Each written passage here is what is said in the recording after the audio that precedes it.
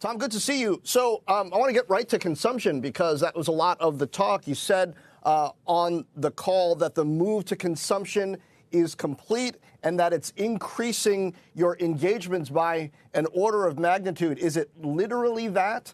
And how do you expect your projections on how business is going to grow to smooth out over the next few quarters under consumption?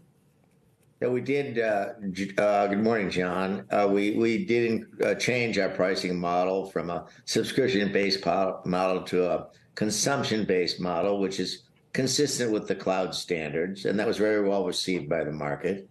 And I expect that in a few quarters, we'll be doing business with an order of magnitude more engagements in any given quarter than we have in the past. So, business looks good. We pretty much exceeded our numbers across the board. It was well received by the market, and our business looks very promising.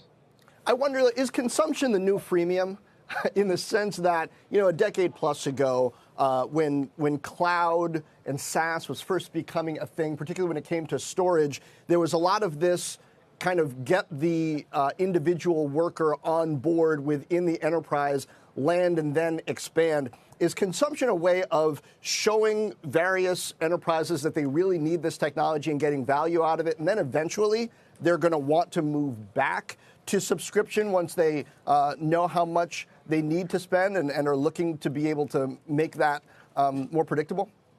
Well, I think you're raising a very important point. I mean, first, consumption-based pricing is the standard in cloud computing. Whether we look at Google Cloud, AWS, Azure, Snowflake, you name it, this is the standard, and now we're in line with the standard. I think where you get to very large engagements, like C3 has at places like Shell and Baker Hughes, United States Air Force, what have you, and this also happens at Azure and AWS and Snowflake, organizations will want to engage kind of large enterprise subscription agreements. So those still will exist. We still will engage in those with people but there's no question that consumption-based pricing has become the standard, and it's been very, very well received by our market. Well, it's certainly appreciated by enterprises that are trying to cut down on spending and only want to pay for what they use. But at the same time, your average contract value went from $19 million to just under $1 million. So that's what that model has done to your business. And I also wonder, private equity and other corporates, they like the subscription model. They're looking for consolidation, for a target to go after. So in a way, this makes you less attractive there. Does that matter to you now that your market cap is at, $1.2 billion? I guess, do you care that might make you a less attractive target?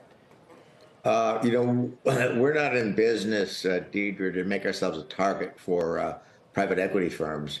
We're in business to add value, bring value to our shareholders.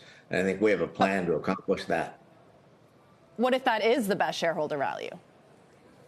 If at some point in time that opportunity is presented to the company, the board will consider it in light of what's in the best interest of the shareholders. Hard stop.